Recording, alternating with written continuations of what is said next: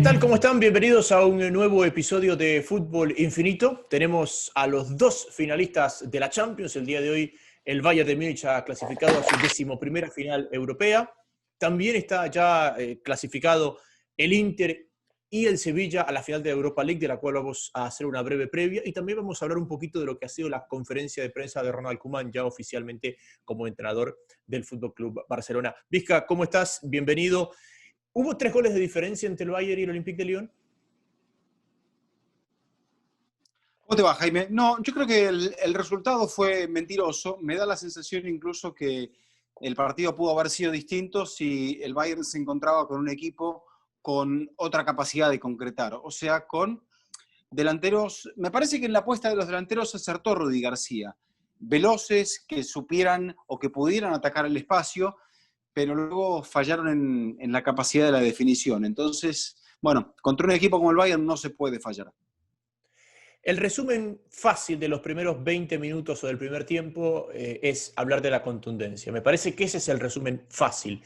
Pero también hemos hablado tanto de cómo los equipos que tienen 3 en el fondo, 5 en el medio, pues desequilibran. Y me gustó mucho, primero, Kimmich y Perisic. Un poco asimétricamente, ¿no? Porque es el lateral del un lado con el extremo del otro, los que desacomodan a los extremos carrileros del Olympique de Lyon. Y eso le da profundidad a Davis, que aprovecha mucho la espalda y que ese carril izquierdo, y a Gnabry, porque Gnabry en la jugada del gol de la ventaja está muy libre a la espalda del lateral o del carrilero. ¿Y qué genera esto? Que la línea de 3, que por esencia debe ser compacta, quede ancha y los callejones interiores abiertos. En este caso Gnabry, él hace todo, él gana la espalda y él aprovecha el callejón interior para terminar definiendo. Y eso es pincelada de Flick, me parece. Bueno, yo lo que vi en los primeros minutos es que el Lyon tenía muy bien tomadas ciertas referencias del Bayern. A saber, la salida de Thiago, que es el que falla en aquel pase que le permite, creo que la posibilidad a Toko Ekambi. Entonces, porque está la posibilidad de Memphis Depay y la posibilidad de Toko Ekambi. La de Toko Ekambi es la de inmediatamente antes del gol, un minuto antes. Entonces, Flick estaba pensando, estaba calibrando, estaba carburando, ver cómo podía llegar a ser para no arriesgar tanto en el movimiento salida. ¿Y qué hizo Jaime? Le dio la salida, el largo, a un jugador que tiene gran panorama y que tiene gran pegada. Aparte, cuando uno modifica el punto de la salida, o sea, lo lleva a la banda, vos estás generando dos cosas. Primero, que de repente la pérdida por el centro es más difícil de remediar, porque al jugador le permite encontrarse con un montón de campo para poder lanzar ese ataque, y vimos cómo al espacio, una vez tuvo que salir Neuer a tratar de apurar a Memphis Depay, al cual no le terminaba de quedar bien la pelota, y en la otra de Toko Ekambi también es muy larga la carrera, después de que lograra meterse el camerunés, ex del Villarreal, entre Davis y Alaba. Y a partir de ahí, de ese callejón que encontró, hizo una gran diferencia. Entonces, por el centro, ya fuera con los centrales, o sobre todo con Thiago, que era el jugador que manejaba la salida, la pérdida podía ser de mucho riesgo. Entonces, ¿qué hizo? Fue sobre la banda. Es cierto, en la jugada de la banda, que es la jugada del gol de Gnabry, se dan un montón de factores. Que primero haya un hombre que de repente no le hace la presión suficiente sobre la pelota al lateral Kimmich, y que después quedara en una situación, después de bajarla muy bien Gnabry, de uno contra uno que la marca estaba relativamente bien escalonada. Pero Gnabry, que es diestro, salió todo por el centro, metió toda una diagonal donde hay un movimiento hacia la banda de Müller que no es decisivo, pero que le termina limpiando ese callejón donde Gnabry entra y después saca ese zurdazo tremendo que terminó por abrir el partido. Eran clave los primeros minutos. Explicábamos por qué Guardiola había jugado con 3, tratando de imitar el parado y ganárselo en calidad en el partido de los cuartos de final frente al mismo Olympique de Lyon. Y hay algo que hace Flick, que es valiente, que es Yo arriesgado, no pero que creo le da tanto este tema de imitar el parado, Jaime. Porque Bueno, si no, el fútbol se limitaría a uno contra uno en toda la cancha. Y sí, eso es pero lo que hacían Zubeldía y Bilardo. Un día jugaron uno contra el otro en Colombia y me decían los jugadores que parecía una sala de baile aquello. Yo creo que Guardiola lo que buscaba era que no lo sorprendieran en la espalda, y que quizás ese fue su problema, que estaba tan preocupado por eso que se olvidó de jugar como su equipo sabe jugar. Sí, pero más allá de eso que son teorías, me parece que hay una cosa que hace Flick que es muy arriesgada, es muy valiente, pero que le da rédito. Y es que por momentos el Bayern, en salida de balón, adelantaba los dos laterales, como si tuviera tres cuando no tiene tres. Simplemente era, digamos, una salida con los dos laterales un poquito adelantados, tratando de tomar a los carrileros de Lyon, y eso le daba un margen de error mínimo, porque el peso el número de hombres los tenía mucho más adelante. Corría riesgos para que la pelota llegue a una zona donde podía hacer superioridad de hombres al Olympique de Lyon, o al menos igualar el número de hombres, porque entendía que el momento que llegue el balón a esa línea, su equipo tenía la capacidad de desequilibrar, tal como pasó, a costa de arriesgarse en el fondo. Eso lo puedes hacer con el Lyon porque el Lyon te perdonó tres clarísimas. Si eso se lo haces por ahí a un equipo que tiene mejor pegada, pues quizás el abridor, el primer gol del partido, lo marcaba el rival. Claro, ahí está el punto, yo creo, que me parece que el Bayern tiene a un entrenador inteligente, a un entrenador buen motivador, porque me parece que lo primero que consigue es hacer las paces con el vestuario, cosa que con Kovac no estaba ocurriendo. Él ya estaba adjunto a la dirección técnica, pero no era parte del cuerpo técnico, y me parece que algo ya sabía de por dónde iban los problemas. Entonces, reacomoda el equipo, rearma la defensa, lo coloca a Alaba en el centro, que ya había jugado de central en algunas oportunidades, pero le dan no solamente la posición de jugar como central, sino también la de liderazgo de la defensa, incluso por sobre un hombre tan importante como Boateng. Y después la recuperación de Müller. Es un equipo que en el fondo, hoy por hoy, estaba ganando el partido aún sin contar con su mejor Lewandowski o con el más eficaz Lewandowski, también teniendo que batallar con un partido muy difícil contra esa física defensa de tres zagueros del Lyon. Si estaba revisando, ¿Flick llega en noviembre o llega a principios de marzo? A principios de marzo, ¿verdad? Principios de noviembre. Principios de noviembre. Principios Bueno, de noviembre. si Flick gana la Champions, va a romper el récord de Di Matteo. Va a ganar la Champions dirigiendo 5 partidos. Di Matteo lo hizo en 6. Zidane lo hizo en 7. Di Matteo dirigió la vuelta de octavos. Claro, pero era ida y vuelta. Y después dirigió 4 y la final, 5 partidos. Claro, era ida y vuelta, 6 partidos. ¿no? Era ida y vuelta. Entonces había más partidos para llegar acá. Flick lo va a hacer en 5, prácticamente. Si es que lo logra hacer, estaba viendo. Pero bueno, eso es no tiene el nada que undécimo, me parece que va a ser no, porque creo que habían pasado allí 4 fechas y ahora va a ser el séptimo. El séptimo, bueno. Entonces queda igual porque que va Zidane. A ser la undécima actuación. Bueno, perfecto. Bueno, nada. Me dispersé, discúlpame. Pensando en lo que ha hecho este Bayern. Pero al final hemos hablado muchísimo. Creo que Di Matteo es el que más tarde llegó a un equipo que fue campeón. Si las cuentas no me fallan. No, estás correcto, son 6. Él tiene el récord. Pensé que Flick lo podía al menos igualar, pero no, porque dirigió la fase de grupos también. Hemos hablado muchísimo de recambio, de ciclo, y estas son palabras que hemos utilizado para describir momentos de muchísimos equipos en el fútbol europeo.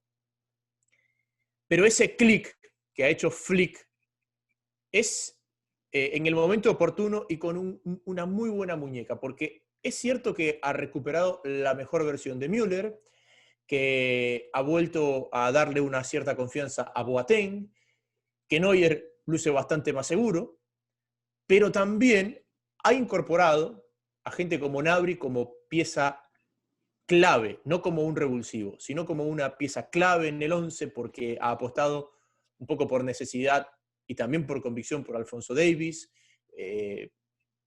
Me parece que hay muchos acopló a Goretzka, porque Goretzka, si no me equivoco, Vizca, tú que lo viste un poquito más que yo, nunca se llegó a sentar con Kovac. Goretzka, ya más asentado, es a partir de que llega Flick.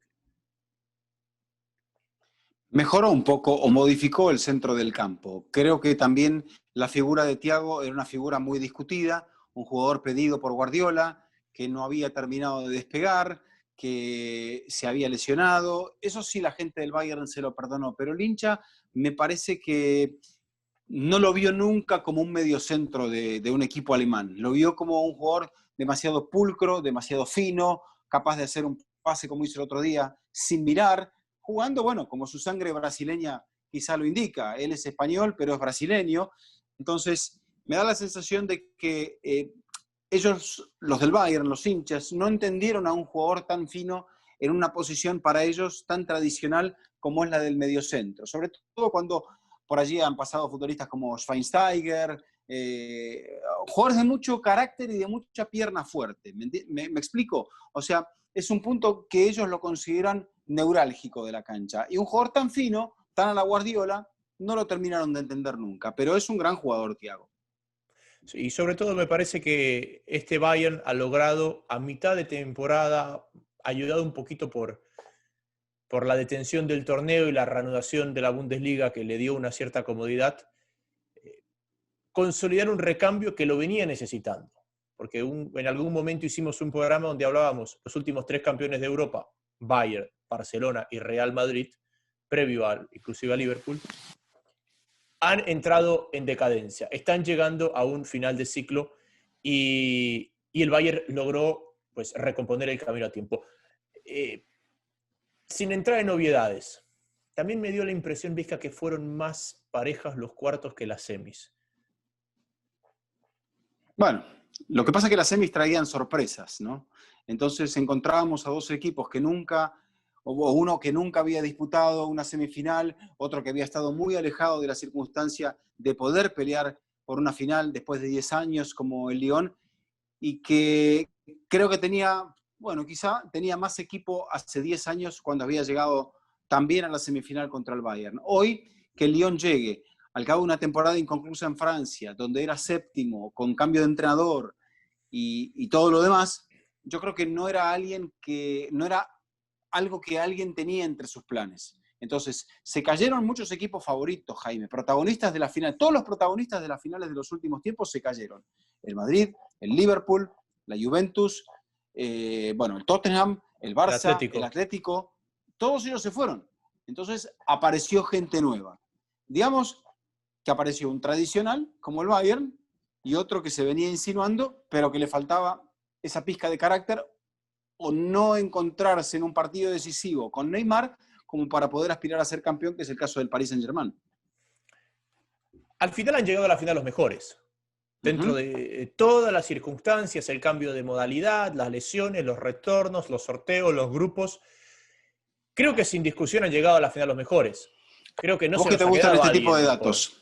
2 campeones en el momento de clasificarse a la Champions y 2 campeones de esta temporada. Yo no sé cuánto tiempo hace que no se da esa doble coincidencia.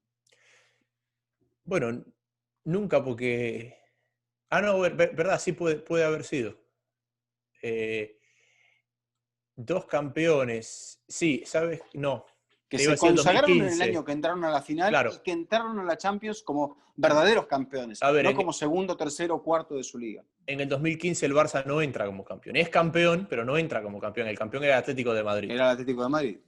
El Madrid no era campeón en el 14.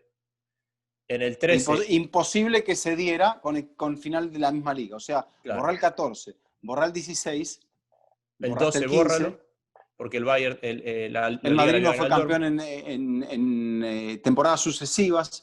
Entonces, o sea, de la liga, digo. El 2011, Vizca. El Manchester United campeón y el... Barça campeón. Y el Barça campeón, correcto. Pero repitieron, o sea, 2010 y 2011 fue campeón el United. Creo que no. No, el United no. Ese año fue el Chelsea, si no me equivoco, campeón. Es una tarea que ya la vamos a dejar para el próximo episodio. Sí, me estoy yendo al 2009. Es el del viernes. Sí, que es el del viernes. Bueno, lo que sí ha pasado, y esto sí lo tengo aquí en los datos esos extraños que tengo guardados, es que es la tercera vez que llegan a la final 2 equipos que de ganarla harían triplete. Eso sí es la tercera vez. En el 2010, el Inter y el Bayern llegaron a la final con la Copa y la Liga en el bolsillo, y si ganaban la Champions hacían triplete, fue el equipo de Mourinho. Y en el 2015, la Juventus y el Barça llegaron con la Liga y la Copa en el bolsillo, y el campeón hizo triplete, que fue el Barcelona. Así que quien gane esta final de Champions va a hacer triplete. Ese dato sí te lo tenía ahí. Muy bien. Creo guardadito y que es un fino. tema que ya hemos tocado otras veces, la posibilidad de que el triplete se haya dado mucho más, digamos, en esta época.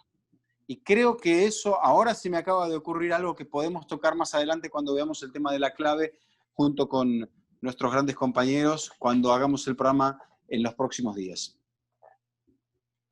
Pero no me vas a contar, ni así, ni una pizca para saber, por lo menos, de qué estoy hablando. ¿Sabes qué creo que obedece a la organización de los calendarios?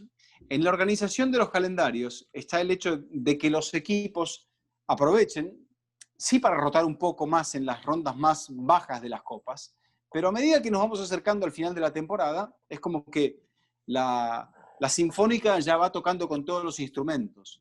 Entonces, es muy probable que un equipo que ya venga bien en la liga, lo que había dicho Messi en su momento, para salir campeón de la Champions tenemos que estar bien en la liga y tenemos que estar bien en la Copa. Entonces, ese tema de que los calendarios no fuesen tan anárquicos, eso me parece que ayuda un poco más a que en esta época, en este último tiempo, en los últimos cuantos, 20 años, ¿cuántos tripletes hemos visto? En los últimos, a ver, Hemos visto los dos del Barça, en el los del últimos Inter 11, en los y el del últimos Bayern. 11, claro, en los últimos No, 11 hemos visto 5, ¿cuántos hay del Barça? ¿Hay uno 2, o dos? 2, Dos. el de Pep y el de Luis Enrique, 2. Correcto. Hay dos del Barça, el del Bayern y el del Inter.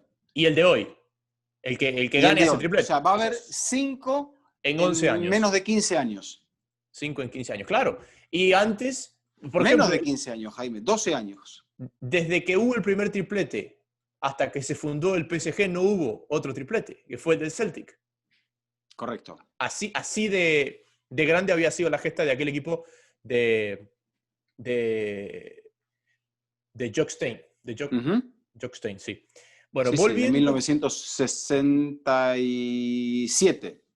Sí, también tiene que ver, Vizca. A ver, también ha pasado mucho tiempo desde que no teníamos dos super equipos en las finales. Pero de todos modos, te interesa la teoría, ¿no? Me interesa muchísimo. Me interesa muchísimo, pero también ha pasado mucho tiempo desde que no teníamos dos super equipos en las finales. Yo siempre llegaba al programa y te decía, desde el Bayern en el 2013 no tenemos un campeón de abril en la final de la Champions. Y hoy ha pasado. Dos equipos que son cómodos líderes y campeones de sus ligas en los últimos años. Esto no ha pasado hace mucho tiempo. Más allá de que el Madrid haya ganado y que el Barça haya ganado, nunca fueron equipos que destruyeron la liga siendo campeones a finales de marzo y principios de abril, que es otra dinámica que ha cambiado en esta Champions de un nuevo ciclo, si quieres llamarle. Son cambios, son situaciones que se van dando en el mundo del fútbol, como también para muchos resulta un poco inverosímil el hecho de que un equipo como el Leipzig o un equipo como el París, los dos con modelos distintos, pero potenciados por el dinero, básicamente, ¿no? O sea, la Juve también está potenciada por el dinero, pero digamos que es un dinero un poco más genuino, que tienen que gestionarse los propios clubes. Y aquí, como en el caso del City, como en el caso del Chelsea, son equipos que han conseguido una base con la cual competir, que es muy, muy potente, a base de dinero. Entonces, es una variación. También, en cierto modo, el Bayern es un equipo Estado, porque es un equipo potenciado por las grandes empresas de Bavaria que le dan todo este poderío y después, bueno, es un equipo muy organizado, es un equipo que representa más que ningún otro, quizá incluso más que el Dortmund, la filosofía de ser del alemán. Pero ese es otro tema, ya lo hablaremos en la previa de la final o en la clave del campeón, si es que el Bayern es el campeón. Yo creo que en el final del partido o en el segundo tiempo, con lo poco que tiene este Olympique de Lyon, me parece, Jaime, que fue capaz de generar algo que le dio un poco de esperanza a Tuchel. No es que Tuchel no la tenga, pero lo que voy es, se adelanta Aguar en la cancha, el equipo empieza a ser un poquito más agresivo con la pelota, es cierto que el Bayern empieza a ceder un poco el balón, tiene oportunidades para liquidar, pero no lo puede hacer porque Anthony López dentro de todo tiene un buen partido. Pero lo que voy es que sale Boateng. Se De hace eso te cada vez quería más hablar. peligroso, no tiene puntería el equipo francés. Entonces, uno piensa que más allá de que Mbappé y Neymar no han llegado al gol, con lo que mostró este Lyon, da la sensación de que este no es un equipo tan invulnerable. Pero Pero, Sobre el resto y sobre cómo se van a emparejar o cómo van a jugar, ya hablaremos el viernes, así sí. que no te quiero robar tema para el viernes. No, pero para cerrar esto, el Barça en muletas le hizo 2 goles. Que no nos olvidemos que el 8 no te maquille que hubo un 2. Eso. Sí. El tema Boateng. No tengo argumentos para decirte que la salida de Boateng empeoró el equipo porque Jule no estuvo mal, pero el equipo empeoró defensivamente, más por sensaciones que por hechos puntuales que te pueda recordar. Y pierde una pelota en un cierre que no es muy, no lo deja ver muy bien. Y después, vos sabés bien que al defensor una situación así es como que le empieza a comer la cabeza. Sí. Bueno, para Y sobre cerrar el tema... todo no es favorable de cara a una final. Y después vuelve Pavard, entonces Kimmich pasa al centro, va a terminar jugando así, va a terminar jugando Pavard en la posición de Boateng si Boateng no llega. ¿Qué pesaría más? La ausencia de Keylor. Bueno, eso lo vamos a hablar el viernes. Sí, sí, también ahí Coman y Perisic me parece que tiene la duda de quién va a jugar la final. Pero lo hablamos el viernes, Vizca, para Yo lo cerrar el pongo el tema. pelota, pero Yo hablamos el también, viernes. pero me parece que Flick tiene por ahí la pequeña duda. Para cerrar, 11ª final del Bayern de Múnich. Sí. 5 ganadas, 5 perdidas. Las 5 que ganó, solo le ganó a un campeón, al Borussia Dortmund en el 2013. Uh-huh. De ahí le ganó al Atlético, al Leeds. Campeón una vez sola. Claro. El Dortmund. Le ganó al Atlético, al Leeds, al San Etienne y al Valencia. Ninguno de ellos había sido campeón de Europa. Las que perdió, 3 veces el ganador o el equipo que le ganó al Bayern ganó su primera Champions. Aston Villa, 82, Porto, 87, Chelsea, 2012. Y de ahí revivió el Bayern a equipos que tenían 30 años sin ganarla, el Inter y el Manchester United. Así que los 31 tenía el United. Claro, ahí los antecedentes de las finales del Bayern van 31 acorde y con 45. Lo que es esta. Había llovido, ¿eh? Muchísimo, Vizca, muchísimo. Vamos a la final que tenemos, antes de hablar de Ronald Koeman, la final que tenemos el viernes. ¿Dejamos a Koeman para el final o vamos con la...? No. Vamos con la final y ahí vamos con Don Ronald, si le parece bien. Bien. ¿Cómo la ve? Usted que ha venido haciéndolos paso a paso al Sevilla y al Inter. Las otras finales no juegan. Pero uno entiende que el Sevilla es un equipo ganador en esta competencia. De hecho, el Sevilla tiene una Liga, 5 Copas del Rey y, si no me equivoco, una Supercopa de España. O sea, tiene 7 títulos en España. ¿Cuántos tiene en Europa? 6. ¿Cuántas veces encontramos un equipo que tiene casi tantos títulos en el continente que en su propia liga o en el marco de su propia liga? No. Casi nunca. No, aparte que los que los tienen es por ahí uno. Han ganado un solo título y de casualidad. Independiente del Valle. Sí, o el Nottingham Forest, que ganó una liga y 2 Champions. Algo así. Sí. Entonces, es una situación llamativa que transforma al Sevilla. Es cierto, Ocampos no está del todo bien, Banega también viene medio remendado, es un equipo que tiene a En-Nesyri de 9, pero no es un 9 contundente, que lo tiene a De Jong, que es suplente, que entra y sí termina marcando el tanto de la victoria frente al Manchester United. Yo, comparando los dos partidos de las semifinales, o sea, cualquier tonto comparando los partidos de las semifinales, puede entender que el Inter ha llegado mucho mejor, porque llega solvente, porque había recibido un gol contra el Bayer Leverkusen, el único en los últimos 3 partidos, aunque el Sevilla también viene sólido.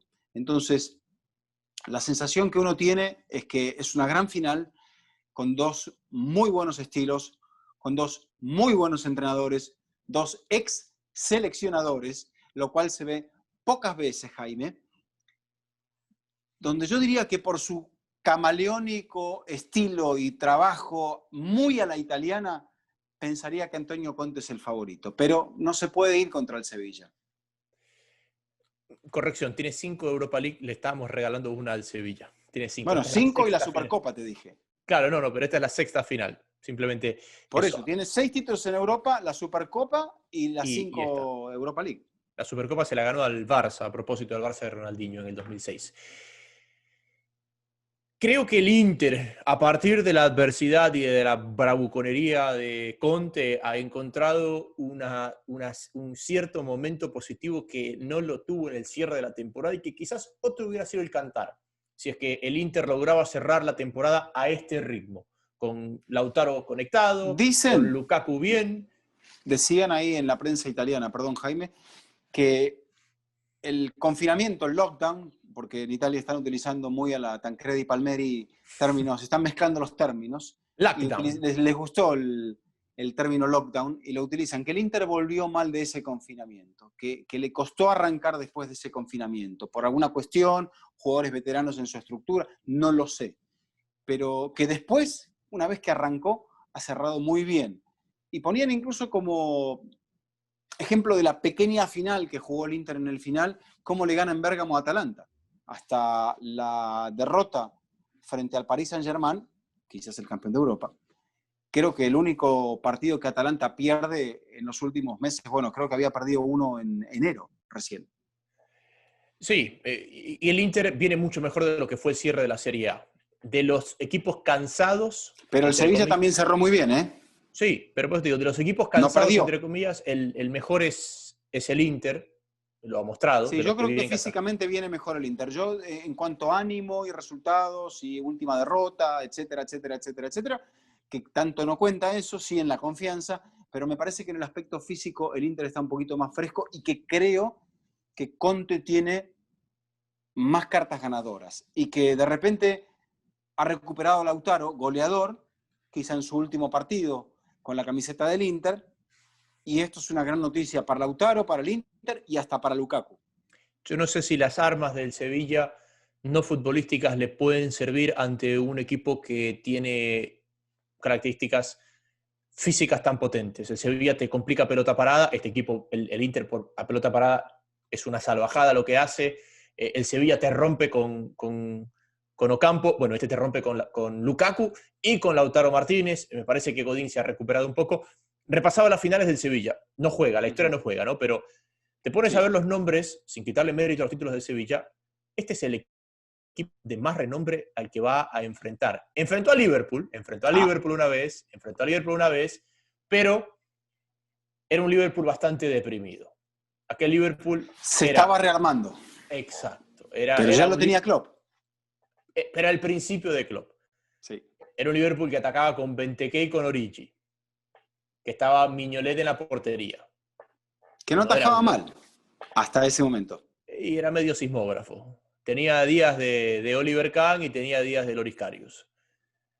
Pero claro, las finales son Middlesbrough, Español, Benfica, Dnipro, Nipro. desapareció, Uh-huh. literalmente desapareció, y después la final con el Liverpool. Entonces, me parece que este es el peso más pesado que va a enfrentar el Sevilla en una final de Europa League, en el cual tiene toda la mística, toda la historia y tiene esta inercia positiva que lo ha llevado hasta aquí, porque ha habido partidos de carácter. Por ejemplo, el día del Wolverhampton fue un día de más de personalidad que otra cosa. Y eso le Sí. permitió llegar bien al partido del United, donde lo superó ya con fútbol. No sé, ese es el tema también, que me parece que el Sevilla, está bien, hay que saber sufrir para poder ganar, dicen, pero me parece que el Sevilla ahí tuvo un poco de fortuna, el campeón tiene que tenerla en algún momento, pero la fortuna fue haber podido afirmarse en la figura de su arquero, Bono, que representa, Jaime, una historia muy particular, porque aparentemente Bono se va a ir, está atajando en este torneo porque lo respeta un ex arquero como es Lopetegui, pero es un tema muy particular, ¿no? Porque, ¿qué va a pasar con Bono si el Sevilla es campeón? Sí, canadiense, nacido en Montreal, representa a Marruecos. A propósito de eso, el tema tiene que ver también, Vizca, con qué pasa el domingo con el Girona. Porque si el Girona asciende, Bono vuelve al Girona. bueno, vuelve al Girona, porque está atajando así el riesgo. Gran nombre para ser arquero. Así que vamos a ver qué pasa el domingo con el Girona Elche y eso puede marcar el futuro de Bono. Pero el fichaje de Ruiz Silva más que porque Bono no le convencía a Lopetegui, era porque Basklic no le acababa de convencer tampoco. Entonces ahí tiene 3 arqueros, Julen. Y él fue arquero. Bueno, pero Baslich era un tipo que me parece que hasta que se lesionó en el tramo final del torneo, el día que tiene que entrar como arquero Campos, que si no me equivoco fue un Eibar. partido contra el Eibar. Sí. Me parece que estaba atajando bien el checo, o sea que yo no diría que es un arquero que no le ha respondido. Quizás no le guste, no sé, en Sí, algunos no, atributos, con los pies, no sé qué es lo que querrá Lopetegui. sí, es más de gustos, entiendo. Pero bueno, vamos a ver. Lindo problema tener 3 arqueros del nivel que tiene el Sevilla. Pero atentos en el Inter entonces, hay jugadores que han levantado mucho su nivel en el final, Bastoni se ha firmado como uno de los centrales titulares, también Godín que había tenido algunas dudas, Godín ya tiene 34, vuelve a una final de Europa League, me parece que Gagliardini ha levantado mucho el nivel, Nicolò Varela también, los veteranos, Young tiene 35 años, ha tenido un segundo aire. En Inglaterra se preguntan cómo ha hecho Antonio Conte, que es primero un descarte de la Premier, para hacer que varios descartes, como Lukaku, Alexis y Young, sean figuras en este equipo y estén a punto de ganar un trofeo europeo que me parece que es importante. No le va a representar ningún cambio al Inter, salvo el hecho quizá de ser cabeza de serie en el sorteo, el resto nada más. Pero es esto, el Inter ha conseguido armar un equipo con ciertos remiendos, si se quiere, y me parece que lo ha armado muy bien Conte. Yo veo, el otro día hablábamos de la flexibilidad de la línea de 3, línea de 5, y Conte lo maneja muy bien, tira un volante para presionar, porque una cosa es como hace Gasperini, él tira a un central para presionar, te genera un desequilibrio mucho mayor, me parece, y que ese central que juega como libre, de repente tiene que recorrer muchos metros y en ese repliegue, cuando a veces presiona y no gana, después el equipo tiene que, o sea, cuando retrocede, generalmente no retrocede bien. Entonces, yo creo que Conte ese aspecto lo maneja un poco mejor. Conte que ha tenido, creo que a Trapattoni, a Lippi, ha tenido grandes entrenadores, pero bueno, me da la sensación de que Conte es el nexo entre aquellos viejos entrenadores y este fútbol moderno. Todo se va a poner a prueba el viernes, ante un muy buen entrenador también como es Lopetegui, que puede llegar a encontrar Jaime aquí en este partido un punto de reivindicación, porque a Lopetegui lo han golpeado mucho, después de que aceptó ir al Real Madrid perdiendo la posibilidad de dirigir en el Mundial de Rusia, y después cuando llega al Real Madrid entendemos que el Real Madrid iba a jugar bien hasta que algo se torció en ese vestuario y se tuvo que ir. Bueno, le tocó. Lopetegui fue el Setién del Real Madrid. Le tocó hacer que explote el camerino para que pueda venir alguien a recomponerlo. Me parece que fue eso. Es decir, Pero ya se Lopetegui. había ido Cristiano, ¿eh? Sí, pero había Yo creo que campeonitis. las dos fuerzas del vestuario del Madrid eran las de Ramos y la de Cristiano. Sí, pero bueno, había campeonitis.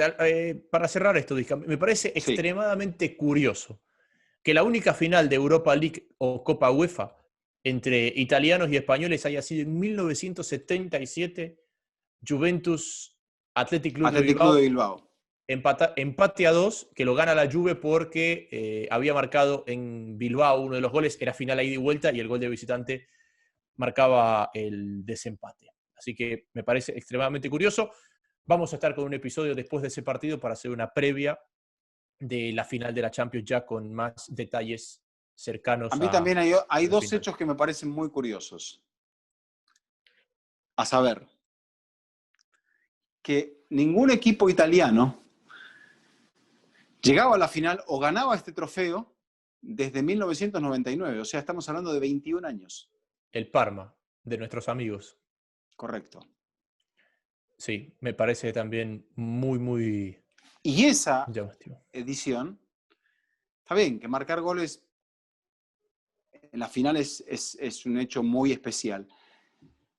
Pero esa edición marca la última vez que un jugador argentino pudo marcar una final de Copa UEFA o Europa League. Y fue Crespo. Sí, señor. Y un ¿La año transmitiste? antes había marcado Zanetti. ¿La transmitiste?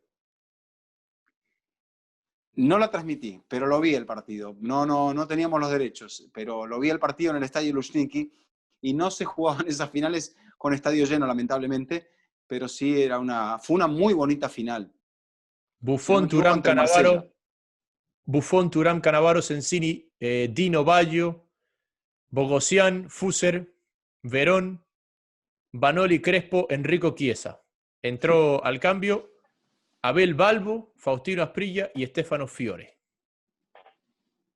Y sí, era el Olympique de Marsella, que todavía le quedaba algo del equipo que había ganado la Champions poquitos años antes, donde estaba Robert Pires y Laurent Blanc entre los nombres más conocidos. En fin, Crespo Alberto mejor. Malesani era el entrenador del Parma, ¿no? Alberto Malesani, el entrenador del Parma, sí. Arbitraje escocés. Eh, en fin, habló Ronald Koeman. ¿Cómo lo Habló viste, Koeman. Saku? ¿Cómo lo escuchaste, Koeman? Bueno, yo creo que le dieron lo que él había pedido. 2 años de contrato y seguridad de que se iba a hacer lo que Koeman entendiera que había que hacer, lo cual ya es mucho dentro del Fútbol Club Barcelona, ¿no? Porque sabemos bien, y nosotros lo hemos hablado en otros episodios aquí de nuestro Fútbol Infinito, que bueno, entendemos que como todo equipo que tiene un liderazgo fuerte de jugadores que llevan mucho tiempo y que han ganado muchas cosas, a veces ese liderazgo, si no es positivo, luego es muy difícil de romper. Y en este caso creo que el Barça tiene ese problema, que no es solamente una cuestión de liderazgo, sino es una cuestión de dinero. Este plantel cuesta muy caro, es veterano, no es fresco, y esto se nota en partidos donde ha tenido que disputar la pelota, donde ha tenido que emparejar la intensidad de sus rivales. Es allí donde el Barça, con perdón de lo que le ha ocurrido frente al Bayern, ha perdido por goleada. Repasaba hoy, por ejemplo, Jaime, la línea media del equipo del Olympique de Lyon, creo que era Dubois 24, Cornet 23, y metiendo los 5 jugadores. Y el resto, Caqueret 20, Aguar 22, Guimarães 22. O sea, ahí tenés piernas, frescura, pulmones. Y El hay Barça no lo talento. tiene eso. Hay talento. Guimarães es muy buen jugador y Caqueret también. Y Aguar también. Y Aguar también. Es el indicado, Vizca, para ti, Koeman. Ya después hablaremos de finanzas, de entradas, de salidas. A día de hoy que fue presentado, vamos con lo que sabemos, que es que Koeman es el nuevo entrenador del Barcelona. ¿Para ti es el indicado? Yo creo que sí. A Creo mí que es también. un entrenador que no es tan cruyffista como Johan. Por ahí hay momentos en los cuales no va a jugar con un 4-3-3 o no va a jugar con un 4-3-3 todo el tiempo, con tanta tenencia de pelota. Pero me parece que en la reconstrucción de este equipo va a tener que existir un cierto pragmatismo, porque no estamos en la reconstrucción de Guardiola. Primero, no hay tanto tiempo. Y segundo, no hay tanto recurso. Y tercero, se van a cambiar muchos jugadores, supuestamente. Para mí, Koeman llega con el látigo. Me parece que llega con el látigo como llegó al Valencia, donde se sacó de encima a los pesos pesados del club porque entendía que no eran líderes positivos en ese momento. No cumplió los objetivos en la liga porque decidió jugar con la gente que él en el campo veía que se exigía como él les pedía exigirse, y eso lo llevó a ganar la Copa del Rey, pero quedó la tierra fértil para que después venga Unai Emery y vuelva a levantar el equipo. Podó Koeman. Koeman es un tipo de mucho carácter, por eso es un entrenador de ciclos cortos. Koeman no tiene grandes ciclos, tiene una primera temporada donde tiene normalmente su mejor rendimiento y después decae. ¿Por qué? Porque lleva el desgaste. Es más mouriñista que guardiolista si quieres ir al tema del trato con el jugador. Va un poquito más al choque Ronald Koeman en ese sentido. Y hoy dijo lo mismo que muchos, pero me parece que la retórica es diferente, porque cuando le preguntan por Messi, él dice, todos quieren tener al mejor jugador del mundo en el equipo. Pero yo no tengo que convencerlo para estar, yo quiero que esté la gente que tiene que estar. Además tiene contrato. Dijo, si se quiere ir, problema de él. Claro. Y o sea, ¿qué cuento nivel con él, mide? pero si se quiere ir, tiene la puerta abierta. Exacto. Cuento con él porque es un jugador del club. Punto. ¿Que es el mejor del mundo? Sí, es el mejor del mundo. Pero eso no quiere decir que yo le voy a ir a rogar para que se quede. Claro. Y esa O no retórica, le Vizca, voy a exigir, que me parece que es un punto, ¿no? Más allá de que Messi se autoexige mucho, Creo yo que es un futbolista que debe a veces, aunque no le guste, someterse un poco a las pautas del entrenador, ¿no? Sí, es que ese es el punto con Van Gaal. El día que Van Gaal diga, muchachos, achicamos para adelante, y uno de los de atrás se diga, no, no, yo no voy para adelante, voy para atrás, ese se Te fue. salió Van Gaal, pero es Koeman. Es que estaba pensando porque Koeman fue asistente de Van Gaal. Cuando Y debuta en ese Puyol, sentido tiene una forma de ser a lo Van Gaal. claro, claro. Él fue asistente de Van Gaal cuando debuta Puyol, cuando debuta Xavi, y poco después debuta Víctor Valdés también. Él fue parte de ese proceso, dirigió al Barcelona B. Algo más te iba a decir de Koeman. Es de los pocos entrenadores o de los pocos hombres que ha vivido en primera persona como jugador lo que están viviendo estos jugadores. Ese fin de ciclo tan brutal que es haber perdido esa final por goleada y que hasta ahí llegó Cruyff y que hasta ahí llegó todo. Él lo vivió como jugador y él, más que nadie, entiende lo que están viviendo estos jugadores. Y me parece que eso es importante, lograr esa empatía. A ver, en cuanto a los entrenadores holandeses que ha habido en los últimos tiempos en el Barça, creo que los que la gente más joven va a recordar y va a interpretar cómo jugaban, qué clase de fútbol, qué clase de personalidad tenían, nos encontramos con dos que están en las antípodas. Van Gaal y Rijkaard. Rijkaard, mano derecha y mano izquierda. Casi una especie de Carleto Ancelotti, pero del Barça. Jugaron juntos, de hecho, con Carleto Ancelotti. Los dos fueron alumnos de Arrigo Sacchi. Y este es más, pese a que fue un alumno de Cruyff, me parece que este es más un alumno de Van Gaal. Con personalidad, con temperamento, con carácter. Prócer del Barça, clavó el tiro libre para la primera Copa de Europa del Fútbol Club Barcelona, en Wembley, en la prórroga, lo cual lo convierte en un personaje que, si bien muchos de estos jugadores no supieron de él hasta que después les contaron quién era Koeman, es un hombre que tiene un respaldo, y un respaldo muy importante. Entonces, es una época muy complicada, porque ahora se critica mucho al Barça, a Guardiola. Digamos que está fácil desacreditar a la gente, porque cuando los resultados no acompañan, a Messi incluso te desacreditan con facilidad. Yo creo que lo que debe hacer Koeman, y esto te lo mencionaba en el último programa, es conseguir que estos hombres, en el final, algunos de su carrera, muestren el amor por el club y la rebeldía. Si esos atributos existen, yo creo que el Barça se puede reconstruir, aunque se necesita cirugía mayor. Sí, para mí eso es lo que va a buscar Koeman. Esa rebeldía. Esa rebeldía, que el equipo sea rebelde, tenga ese desparpajo que lo va a acercar a las victorias y que, no sé, uno puede decir por físico, por edad, por desidia, por lo que quieras. Lo ha tenido en los últimos años. ¿Por qué? Porque y caminando alcanzaba. Bueno, me parece que eso es lo que le puede dar Koeman y por eso viene Koeman. Después vamos a ir analizando sus ciclos, sus llegadas, sus salidas, su trato, pero a día de hoy esta es nuestra conclusión de por qué Koeman es el hombre correcto para tomar al equipo en esta situación en particular, al menos por la próxima temporada. Y quizá también porque los dirigentes han entendido que, como dicen en inglés, enough is enough. Y también es un escudo muy importante porque tú decías, la historia del Barça tiene una foto y es la foto de Koeman pegándole a ese tiro libre. Entonces eso. Vizca, descansa mañana y pasado que no tienes partido por primera vez en 15 días. Mañana, solamente mañana. Bueno, mañana. Volveremos el viernes, después de la primera final. 2 finales en 3 días, Jaime. Una barbaridad, una locura. Por ahora, por suerte, a nivel de la UEFA todo está saliendo bien. Hay mucha gente que está muy entusiasmada con este tipo de definición. Lo hablaremos en la clave también. Me alegro que estés bien, Vizca. Fuerte abrazo. Igualmente, un placer. Este ha sido un nuevo episodio de Fútbol Infinito.